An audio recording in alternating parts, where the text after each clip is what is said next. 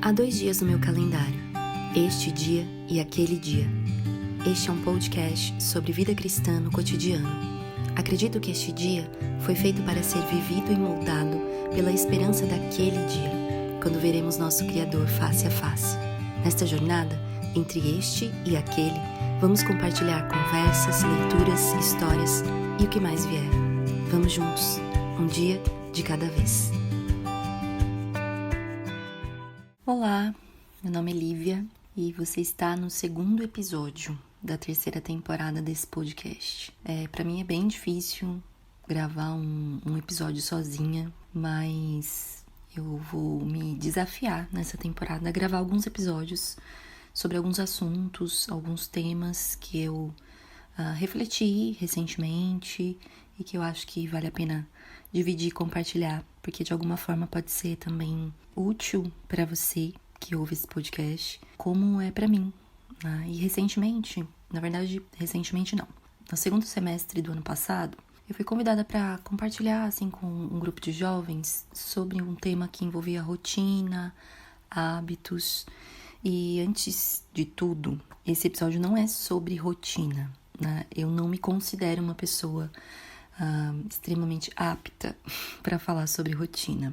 Na verdade, assim, eu tenho aprendido a duros custos, mas com o passar do tempo, que existe um valor, né, muito grande na rotina. Eu digo isso porque eu nunca fui uma pessoa que amou disciplina ou rotina. E não amei porque eu sempre tive bastante dificuldade em perseverar nisso, em organizar os meus dias, planejar, seja a minha semana, o meu mês, o meu ano. Mas fato é que de uns tempos pra cá, de uns anos pra cá, eu tenho, por graça de Deus mesmo, experimentado os benefícios de se esforçar mesmo para ter uma rotina um pouco mais planejada, regrada. Mas como eu disse, esse episódio não é sobre isso, e sim sobre a nossa luta mesmo, do nosso coração com relação à nossa agenda, com relação ao nosso tempo, né? Eu sei que de repente, me expressando, me abrindo assim sobre as minhas próprias dificuldades, eu encontre pessoas que tenham, né, se identifiquem com isso, tenham a mesma luta. Porém, eu conheço muitas outras pessoas que têm mais facilidade e gostam, né, e se sentem muito bem e têm realmente facilidade para lidar com disciplina, com rotina, com agenda. Não era o meu caso, porém Deus tem me ensinado muito sobre a importância de eu planejar e ter uma agenda assim, bastante intencional no meu dia a dia. Eu sou mãe, sou casada, tenho 2 filhos. É claro que no decorrer da vida, esses papéis já vão te exigindo, né, alguma organização.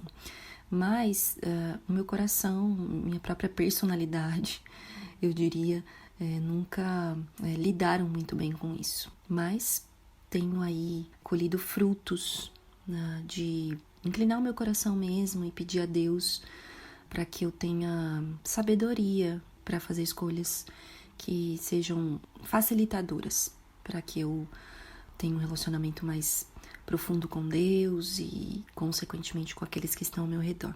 Inclusive, deixo aqui uma indicação, se você ainda não ouviu nesse podcast, lá na 1ª temporada tem um episódio que se chama Disciplinas Espirituais. E então esse assunto vai ser bastante desenvolvido ali com a Vanessa Belmonte. Aliás, assim, a Vanessa vai aparecer nesse episódio em 2 citações, mas não é só nesse, ela sempre aparece por aqui porque ela me abençoou muito, falando sobre as disciplinas espirituais, sobre os ritmos da vida, sobre hábitos, enfim. Eu tenho muita gratidão à vida dela por isso, não diferente nesse episódio ela vai aparecer. Mas recentemente eu li um artigo intitulado Geração Digital. Ele foi publicado lá em 2020, em outubro de 2020, pela BBC, em português. E o subtítulo dele é Por que, pela primeira vez, filhos têm QI inferior ao dos pais? Esse subtítulo super me chamou a atenção, então eu parei para ler esse artigo. E ele, na verdade, cita um livro chamado A Fábrica de Cretinos Digitais. O autor é um neurocientista francês, Michel Desmourguet. Não sei se é assim que fala o nome dele, mas o link com esse artigo completo vai estar na descrição desse episódio no site. E ele é um diretor de pesquisa do Instituto Nacional de Saúde da França, né? E nesse livro ele reúne os dados, mais de forma assim conclusiva, né, sobre o uso de dispositivos digitais. A gente está falando de smartphone, tablets, enfim, computadores, e como esse uso exagerado, né, dessa geração está afetando seriamente o desenvolvimento neural de crianças e jovens. Ele diz assim: simplesmente não há desculpa para o que estamos fazendo com os nossos filhos e como estamos colocando em risco seu futuro e desenvolvimento. Ele alerta, né, nessa entrevista. E só fazendo um parênteses, eu sei que eu falei que a gente ia começar a falar sobre hábitos e rotinas, e você deve estar pensando, o que ela está fazendo lendo esse artigo, né? Falando sobre esse artigo. Já já a gente vai chegar nesse ponto. Mas ele diz outra coisa importante. Ele fala assim, olha, já há um tempo que testes de coeficiente de inteligência, QI, né, como nós conhecemos, têm apontado que as novas gerações são menos inteligentes que as anteriores. E vários estudos têm mostrado que quando o uso de televisão ou videogame aumenta, o QI e o desenvolvimento cognitivo diminuem. Os principais alicerces da nossa inteligência são afetados, como a linguagem, concentração, memória, cultura, definida como um corpo de conhecimento, né, que nos ajuda a organizar, a compreender o mundo. E, em última análise, esses impactos levam a uma queda significativa no desempenho acadêmico. Ele ainda diz assim: as causas também são claramente identificadas. Diminuição da qualidade e quantidade de interações intrafamiliares, relacionamentos dentro de casa mesmo, essenciais para o desenvolvimento da linguagem e do emocional. Diminuição do tempo dedicado a outras atividades mais enriquecedoras, como música, arte, leitura, lição de casa, enfim. Perturbação do sono, que é quantitativamente reduzido e qualitativamente degradado pela superestimulação, né, de uso de dispositivos digitais, levando a distúrbios de concentração, aprendizagem, impulsividade, defasagem intelectual, que impede o cérebro de desenvolver todo o seu potencial. E o sedentarismo excessivo, que além do desenvolvimento corporal, também influencia uma maturação cerebral. Enfim, ele vai nesse artigo descrever vários malefícios que a exposição, o uso excessivo de dispositivos tem causado, tanto fisicamente, né, no desenvolvimento das crianças, quanto emocionalmente, no desenvolvimento dos relacionamentos, principalmente familiares. Preciso dizer aqui, porque acho que todos os pais, né, lidam hoje com um desafio de quando, enfim, apresentar uma tela para os seus filhos, quando isso acontece, depois vem desafios do quanto de tempo, e aí a gente sabe que várias organizações já falaram sobre isso, a gente tem aí tabelas até, né, instruindo em cada idade quanto que uma criança deve ser exposta a telas por dia, mas o foco da nossa conversa aqui não é isso. Eu só queria dar um parâmetro pra gente ver assim, o quanto hábitos que hoje nós julgamos comuns, né? Por exemplo, termos, você deve estar agora com o seu celular ouvindo esse podcast, por exemplo, né? Temos um celular, temos aí essa acessibilidade tão grande a dispositivos digitais, o quanto isso tem afetado os nossos hábitos, né? A nossa saúde mental, emocional, e eu diria espiritual, com certeza. Mas aí, paralelo a esse texto, na mesma época, eu li um outro texto que foi publicado pelo The Gospel Coalition, em português, a Coalizão pelo Evangelho, né? Um artigo, e esse, somente em inglês, eu procurei, mas ainda não foi traduzido para o português. Mesmo assim, eu vou deixar o link na descrição desse episódio. Mas ele se chama The Scrolling Soul, o que seria algo como alma rolante. O verbo scroll, em inglês, ele significa rolar, mas é bem aquela ação que nós fazemos quando, por exemplo, você está numa rede social, como o Instagram, e você vai rolando o feed para ver as publicações, né? Então, você vai rolando aquele feed, curtindo as publicações, isso também no Facebook, enfim. Então, ele chama esse artigo de a alma scroll, né? A alma que rola o dedo no celular dentro de uma rede social. Eu não tenho aqui agora o autor desse artigo, mas também está na descrição desse episódio, como eu já disse, você vai poder olhar lá. Ele diz assim, ele começa dizendo: podemos comprar o que quisermos, podemos estudar qualquer assunto que desejarmos, podemos olhar para qualquer objeto acessível por meio de uma barra de pesquisa. E, no entanto, a música do U2 ainda soa verdadeira.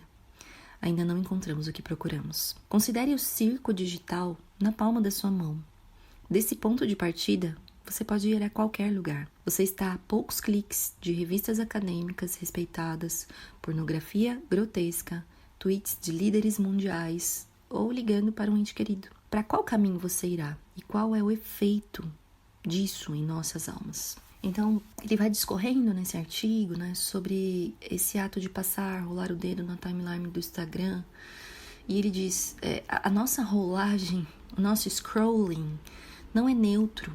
Enquanto nós olhamos aquelas imagens, lemos esses textos, somos expostos a vídeos e infinitas oportunidades de coisas que nós podemos ver, você está se tornando algo. O seu histórico de pesquisa conta uma história sobre a sua alma. A rolagem descuidada frequentemente expõe nossa loucura, e isso gera descontentamento. O desfile de espetáculos nunca termina. Podemos avançar, pular ou voltar, examinar os detalhes. Você pode assistir novamente em alta definição o que nunca foi feito para ver. A inquieta alma em movimento pergunta constantemente: estou entretido? Quantas curtidas eu tenho? A rolagem, o scrolling, desencoraja o deleite profundo. A rolagem, por natureza, nos mantém na superfície, sempre consumindo guloseimas saborosas, mas raramente nutridos por algo que nos satisfaça. A alma em movimento passa incontáveis horas procurando o tipo de satisfação que só pode ser encontrada em Cristo. E esse texto vai falar muito sobre isso, sobre qual é o efeito desesperador para nossa alma, enquanto nós, distraídos muitas vezes, nos tornamos prisioneiros de telas. Então a gente tem um artigo aí falando sobre uma pesquisa que foi longa e mostrando as consequências na vida das crianças da geração que vem, quanto isso tem afetado inclusive o QI delas, devido à exposição à tela e a dispositivos digitais. E temos aí um outro texto, né, de uma perspectiva cristã, sobre o estado deplorável da nossa alma, enquanto nós estamos nos alimentando constantemente e desatentamente com algo que não nos satisfaça. E o quanto isso tem afetado a nossa vida. Eu encorajo, a gente vai ler um trecho ainda final nessa conversa sobre esse texto, mas eu encorajo profundamente você a lê-lo. Mas a pergunta é: o que nós estamos fazendo da nossa vida? Parece uma pergunta muito clichê, às vezes bate aquela reflexão rápida, né? O que eu tô fazendo da minha vida? A gente cai em si, mas é uma pergunta muito mais profunda, né? Que é sobre o nosso coração, sobre a nossa alma. Eu acho que uma das frases mais famosas do John Piper e que cabe em um tweet e que foi largamente propagada, e é uma verdade. Ele diz assim: uma das maiores utilidades do Twitter, Facebook e agora eu incluo o Instagram, né, que na época que ele escreveu essa frase, que ele citou isso, o Instagram não tinha tanto espaço nas redes sociais como tem hoje, mas hoje lidera aí o nosso tempo de uso em rede social. Mas ele diz, repito, uma das maiores utilidades do Twitter e Facebook será provar no último dia que a falta de oração não era por falta de tempo. E aí dói, né? Quantas vezes hoje, quantas vezes nessa semana que você está ouvindo esse podcast, quantas vezes nesse mês, quantas vezes na sua vida, você já disse: estou sem tempo, estou sem tempo. E a pergunta que a gente faz, né, porque a gente muitas vezes fala a frase sem pensar, sem refletir, né? Mas aí a gente pergunta: sem tempo para quê? Porque nós temos tempo, né? Nós temos o tempo que nos é dado por Deus diariamente, né? As 24 horas do nosso dia, que envolve, inclusive, necessariamente, espiritualmente falando, inclusive também, o descanso, o trabalho, os nossos afazeres, as nossas responsabilidades, os nossos relacionamentos primordiais, o nosso relacionamento, antes de tudo, com Deus. Eu estou sem tempo para quê? Isso é verdade? E me chama muita atenção que Paulo, o apóstolo Paulo em Efésios, ele, muito antes de estarmos aqui, ele disse lá no capítulo 5, nos versos 15 e 16, assim: tenham cuidado, prestem atenção com a maneira como vocês vivem, que não seja como insensatos, mas como sábios, aproveitando ao máximo cada oportunidade, porque os dias são maus. Portanto, não sejam insensatos, mas procurem compreender qual é a vontade do Senhor. Paulo escreve essa carta aos Efésios, né? E você já parou para ler Efésios de uma vez só? São apenas 6 capítulos, né? Faça isso. Eu sempre incentivo as pessoas a olhar para as cartas do Novo Testamento, porque isso me faz muito bem, ler de uma vez só. Porque você consegue entender, assim, o contexto, o tom, né? Um panorama um pouco mais completo do que era intencionado se dizer a pessoas e a nós. E Paulo gasta, como de costume, os primeiros capítulos dessa carta em uma exaltação ao Evangelho mesmo. A nova vida em Cristo. É um dos trechos mais assim, profundos, famosos da Bíblia, né, no Novo Testamento de Paulo, assim, Efésios 1, Efésios 2. E ele vai falando sobre o impacto profundo dessa nova vida que nós temos em Cristo, na nossa alma, na alma humana. Em uma descrição de tirar o fôlego. Me parece que o apóstolo procura despertar do sono aqueles que parecem ter a Cristo, mas que precisam ser reafirmados sobre quem são em Jesus. E por que isso muda toda a nossa maneira de viver. Enfim, vale a pena não só ler, mas estudar essa carta, eu te encorajo muito. Mas nesses 2 versos que eu li, em especial do capítulo 5, eu quero destacar 2 palavras para que a gente entenda o significado delas, né? Porque ele fala para nós prestarmos atenção à nossa maneira de viver, que não seja de forma insensata, e essa é uma das palavras, mas seja de forma sábia, que é outra palavra. Insensato significa mesmo alguém que é tolo, né?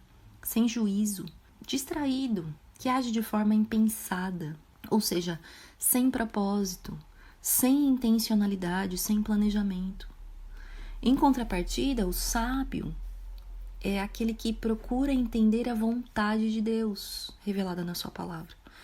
Ou seja, procura entender o que Deus quer que ele faça com a vida diante da nova vida em Cristo. E é interessante, né, assim, quando a gente fala sobre isso, eu até quero também aqui deixar a indicação, a Naná Castilho, que já esteve também nesse podcast, tem feito uma série de devocionais, de lives devocionais sobre a vontade de Deus. Às vezes a gente se esbarra nessa expressão, a vontade de Deus. Como é que eu vou saber a vontade de Deus?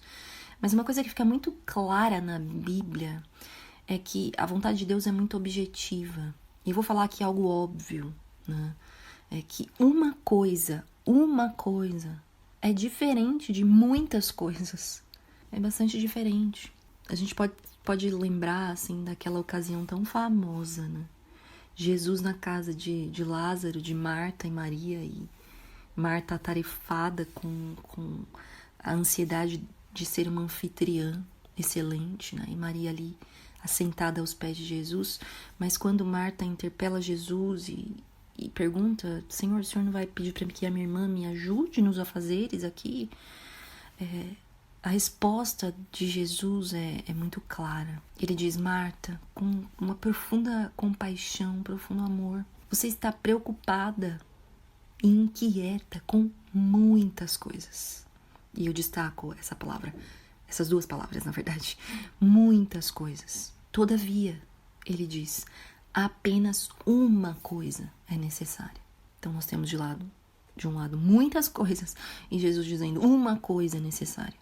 Uma coisa é básica, é fundamental, uma coisa você precisa. E Maria escolheu a boa parte. E essa não lhe será tirada. Me chama a atenção também essa última frase de Jesus sobre algo que não será tirado, sobre essa uma coisa que não será tirada de Maria, porque isso demonstra ser algo fundamental na nossa vida, basilar, estrutural na nossa vida. Isso está lá em Lucas 10, versos 41 e 42. E eu percebo muito no meu próprio coração, né? Uma característica do coração pecador e caído é desejar muitas coisas, muitas coisas. Parece que num afã, assim, de satisfazer o coração, de aquietar o coração. E quanto mais coisas, mais inquietos nos tornamos. Essa urgência de querermos tudo aqui, agora, imediatamente, e que gera ainda mais ansiedade. Porque, de fato, essa paz, entre aspas, que nós acreditamos produzir, ela é bastante passageira. Eu notei uma frase que, inclusive, devo ter lido num dos textos da Vanessa Belmonte. Mas eu anotei ela e gravei como um lembrete. É uma frase de Thomas Kelly e ele diz: não nos falta tempo, nos falta amor. E o que isso tem a ver, então, com a administração do nosso tempo, com a maneira sábia que Paulo nos convoca a viver e não insensata, com a nossa rotina, com a nossa agenda. E eu diria mais, como disse agora, com os nossos desejos. Fato é que a nossa rotina e os hábitos exigem escolhas sábias, exige uma postura ativa e não passiva. E isso é uma das coisas que eu venho, pela graça de Deus, e Deus vem tratando no meu coração.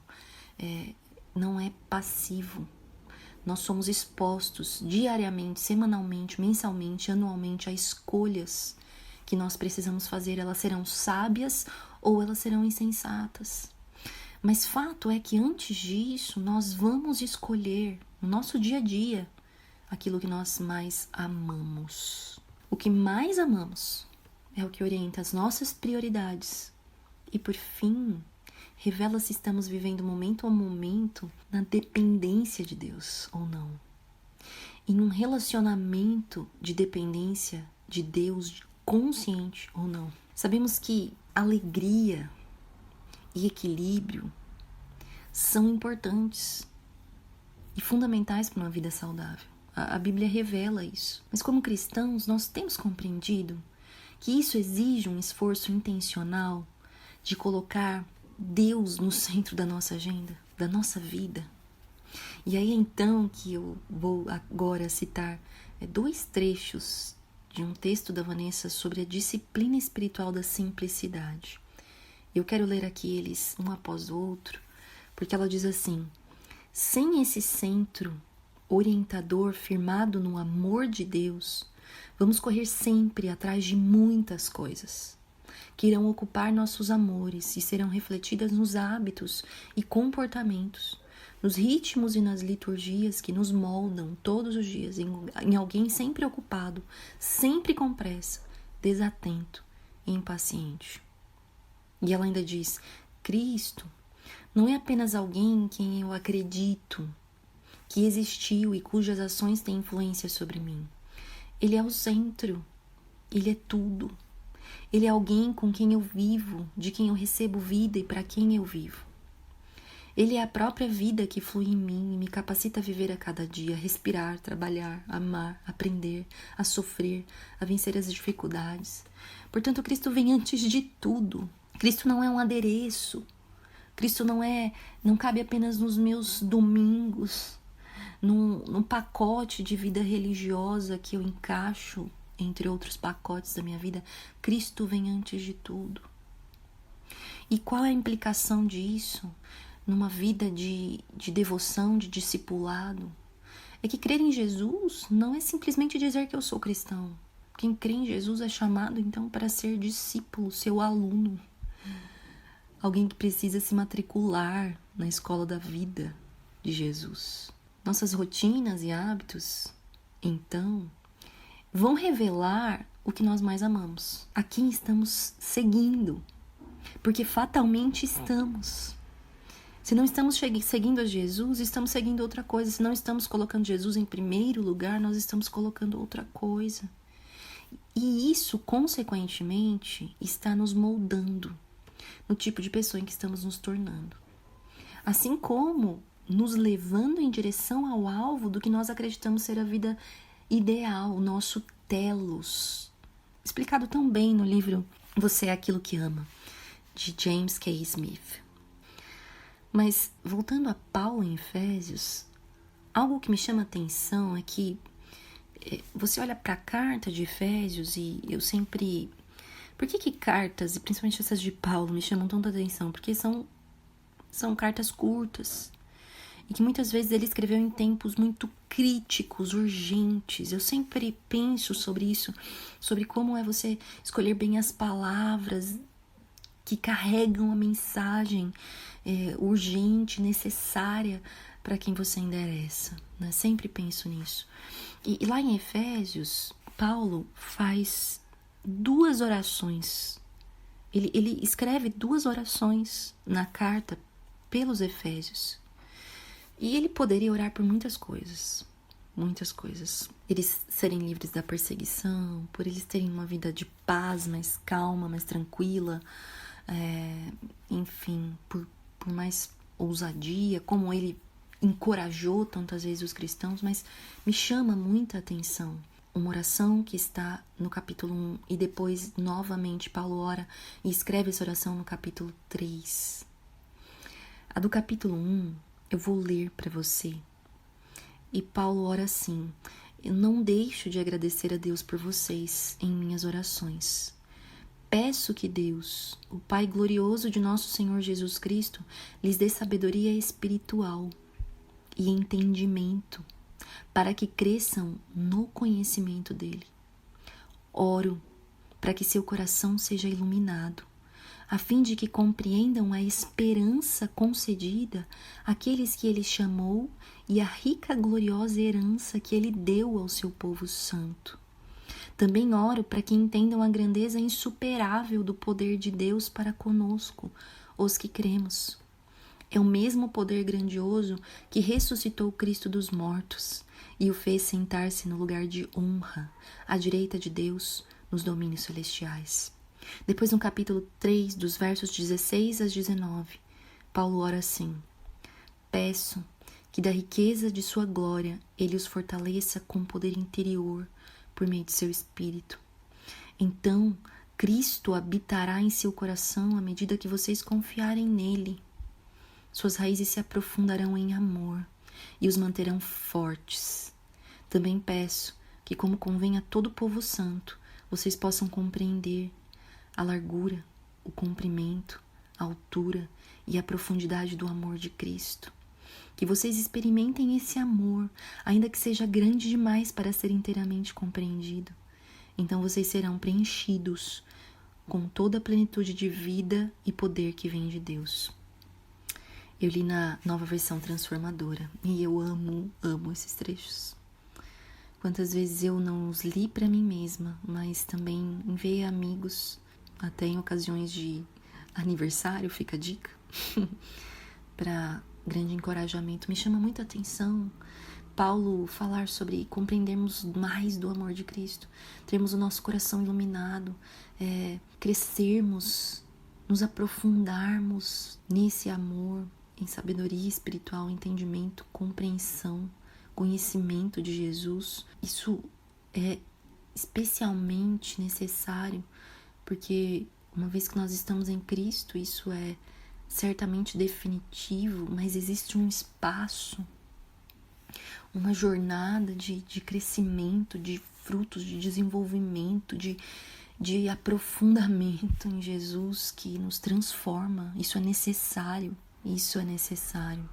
Eu tenho lido um livro chamado Oração, do Tim Keller, maravilhoso, e o Tim Keller vai dizer sobre essa oração de Paulo, que no sentido bíblico, o coração é o centro que controla todo o ser. E por isso Paulo ora pelo coração dos Efésios.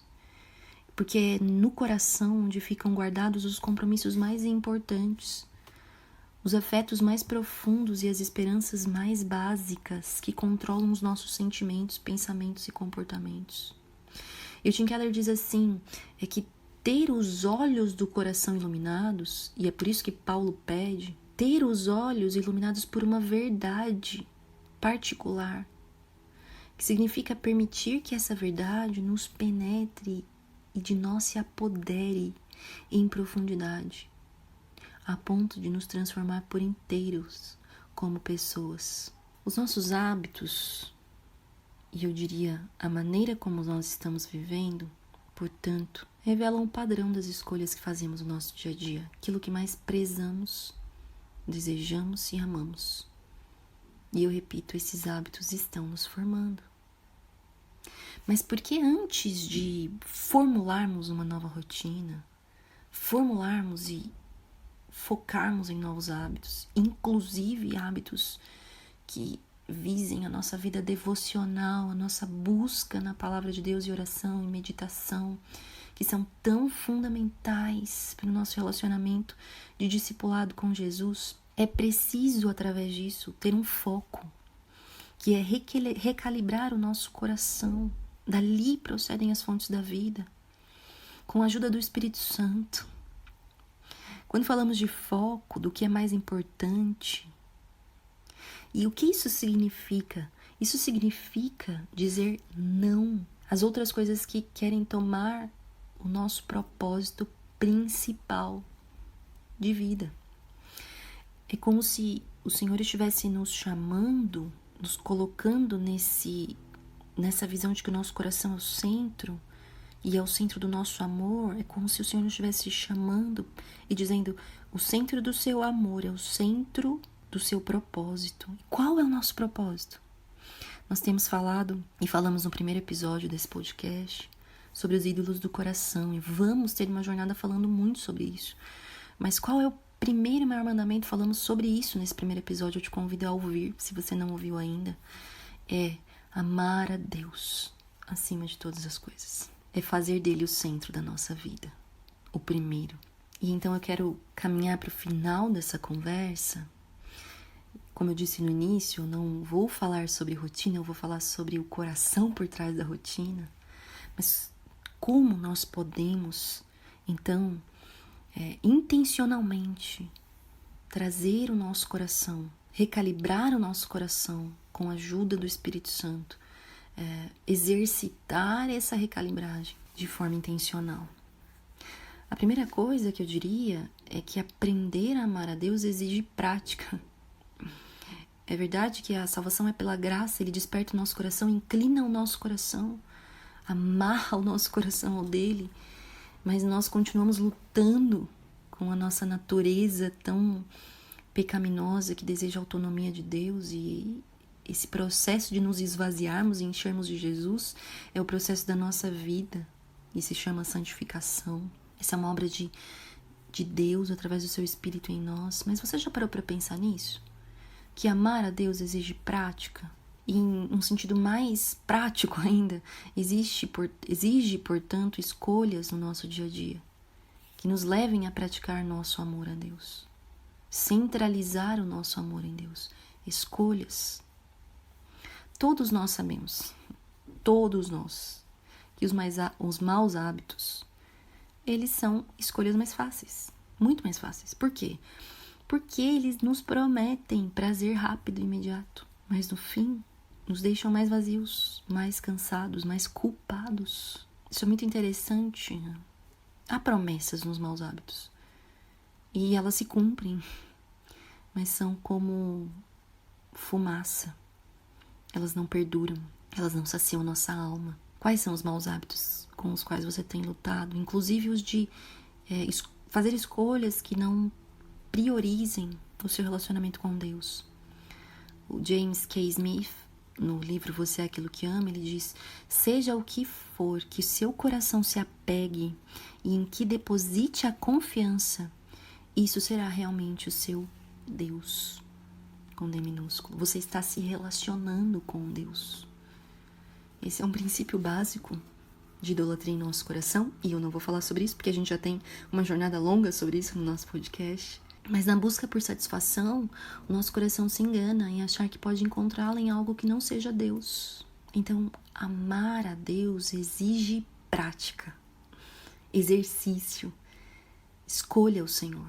Eu diria também que amar a Deus exige remir o tempo. É interessante, né? Porque a palavra remir vem de redimir. E qual é o preço dessa redenção? O preço é o de restaurar algo ao seu propósito original, ao foco. É salvar. Trazer à consciência a vontade de Deus, a centralidade de Deus e a agenda de Deus para a nossa vida.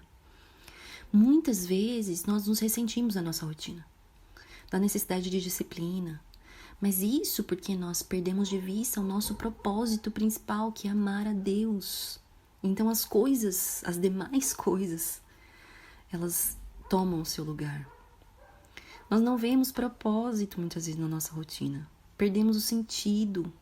E sobrecarregados em nosso dia a dia, nós passamos a nos relacionar, o viver para a glória de Deus apenas a eventos extraordinários. Aquele ponto alto que nos faça encontrar novamente o sentido, mas fora da nossa rotina do dia a dia. Porque nós não queremos essa rotina, ela é pesada, ela não me alivia.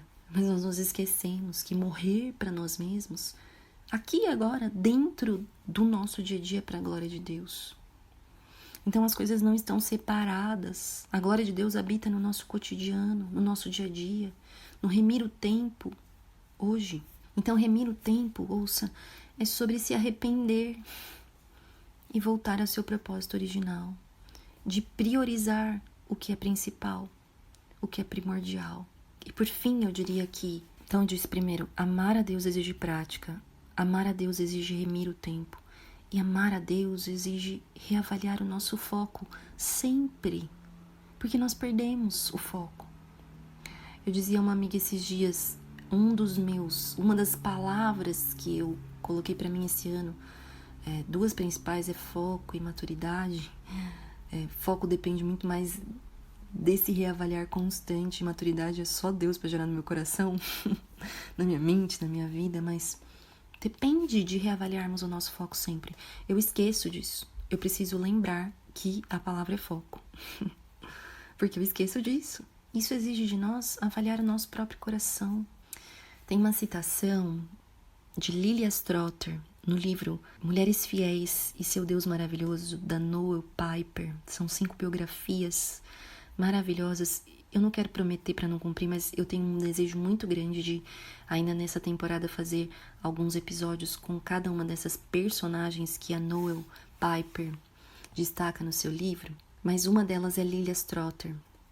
E ela diz assim: é fácil descobrir se nossas vidas estão focalizadas, e neste caso, no que estão focalizadas.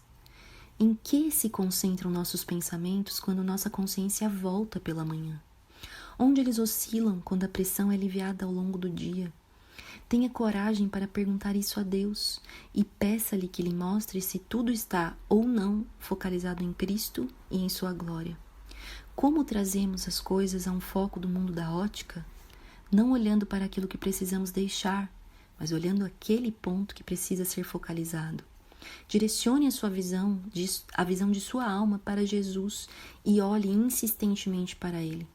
Então, uma estranha obscuridade virá sobre tudo o que está à parte dele. Percebe que facilmente nós nos rotulamos como uma geração ocupada demais, distraída demais e cansada demais. Mas nós não paramos para refletir sobre o nosso próprio coração, onde ele está focado e o que os nossos hábitos e rotinas estão revelando sobre nós. Talvez seja difícil admitir que uma das coisas que nós precisamos confessar é que temos no nosso coração muito orgulho. Existe um outro livro do Kevin DeYoung, publicado pela editora Fiel, e que se chama Super Ocupado. E eu super indico esse livro. Mas ele diz assim: estamos sempre ocupados porque tentamos fazer coisas demais. Fazemos coisas demais porque dizemos sim a gente demais. Dizemos sim a todas essas pessoas porque queremos que elas gostem da gente e tememos sua desaprovação. Temor a homens, desejo de agradar, um ídolo que gira em torno da nossa reputação. Enquanto dizemos sim para muitas coisas, dizemos não para Deus, a quem devíamos temer. Temos a tendência de avaliar de modo exagerado nós mesmos, o Kevin Young diz também. Estudos consistentemente demonstram que quase todos os estudantes se avaliam como sendo acima da média, Quase todos os empregados se consideram do escalão superior. Todo pastor acha que é excelente pregador. Porque nos consideramos tão superiores, estimamos nossa importância acima da realidade. E presumimos, se eu não fizer isso, ninguém mais vai fazer. Depende de mim. Mas a verdade é que você só é indispensável até que diga não. Você é único. Os seus dons são importantes. As pessoas o amam, mas você não é insubstituível. Eu indico muito esse livro, mas aprendemos a dizer não, aprendendo a dizer sim. Isso diz sobre as nossas prioridades. Porque fatalmente, enquanto estamos dizendo muitos sims, estamos dizendo um grande não muitas vezes para Deus. Mas quando aprendemos a dizer o sim para Deus, é que aprendemos a dizer não para aquilo que é necessário dizer não. Porque nós somos limitados. Porque Deus não nos chamou para fazer tudo. Porque nós precisamos ser sábios. Então a pergunta é, o que nós temos priorizado nos nossos dias? Deus, por exemplo, nos criou para relacionamentos com Ele mesmo e com os outros. Como nós temos priorizado o nosso relacionamento com Deus? Deus nos chama a um relacionamento com Ele através da oração e da Sua palavra. E isso inclui entender que nele encontramos o centro da nossa vida, do nosso dia, da nossa satisfação. A nossa alma depende de se alegrar em Deus para estar satisfeita. Nós estamos protegendo, cuidando da nossa alma ou deixando a nossa alma morrer de sede e de fome. Nós concluímos que muitas vezes aprendemos a dizer não, aprendendo a dizer sim, não foi? Dizemos não, então, à nossa preguiça ou ao nosso coração endurecido. Dizemos não à nossa agenda, aos nossos desejos imediatos para dizer sim a um tempo devocional, de meditação na palavra e oração. Dizemos não à nossa dificuldade de se estender aos outros e dizemos sim a investir em amizades intencionais, a sentar com os nossos filhos, com o nosso esposo, esposa, e termos um tempo de oração com pessoas que nos edificam espiritualmente, mutuamente. Sabe, o esgotamento muitas vezes é falta, muitas vezes não, é, principalmente, antes de cansaço físico e mental, é falta de nos abastecermos nos relacionamentos com Deus, primeiramente, e com os outros. É resultado de não priorizarmos o descanso intencional, o cuidar do nosso corpo. E isso envolve descanso, sono, cuidar do nosso corpo, exercício, alimentação. Agora, se você chegou até aqui e você entende que Deus está falando com você, está falando conosco, está nos chamando ao propósito inicial das nossas vidas, amá-lo acima de todas as coisas e organizar então a nossa vida em torno desse centro. Você deseja isso, mas talvez você já tenha falhado tantas vezes como eu e está desanimado, desanimada, mas a minha pergunta é quantas vezes nós vamos falhar? E a realidade é, ser humano é lidar com a realidade das nossas falhas, o nosso ser vacilante. Mas eu tenho aprendido que perseverar não é necessariamente nunca falhar. Perseverar é voltar para a mesma pessoa, para o mesmo lugar todos os dias. Isso é uma evidência, inclusive, de dependência. É então fazer escolhas que alimentam as nossas almas do que realmente satisfaz. E voltando naquele texto Scrolling Soul, do começo da nossa conversa, ele termina dizendo assim: pare de rolagem. A alma em movimento só encontrará satisfação em Cristo. A rolagem, por natureza, nos mantém na superfície, sempre consumindo guloseimas saborosas, mas raramente nutridos por algo que nos satisfaça. Cristão, volte seus olhos para a glória de Cristo. Veja-o como mais belo do que as infinitas telas do seu telefone. Olhe para mim e seja salvo. Isaías 45. Somente Jesus irá satisfazer a sua alma. Você está olhando para Cristo? Você está curtindo Ele? E você está voltando os seus ouvidos para as Escrituras mais do que as vozes que clamam, clique em mim? A voz de Deus nas Escrituras clama com mais urgência e autoridade do que qualquer anúncio pop-up? Você vai ouvir? O Evangelho é para os doentes que precisam de um médico. Nós precisamos. O Evangelho é um evangelho de novos começos, de restauração. Há tempo. Em que altura você está da sua vida? Há tempo. De mesmo caminhando no evangelho tantos anos e de perceber que os seus hábitos, a sua rotina, a sua agenda, os seus relacionamentos, eles não estão revelando que Cristo é o centro da sua vida. Há tempo de centralizar Jesus. E esse é o chamado dele para nós.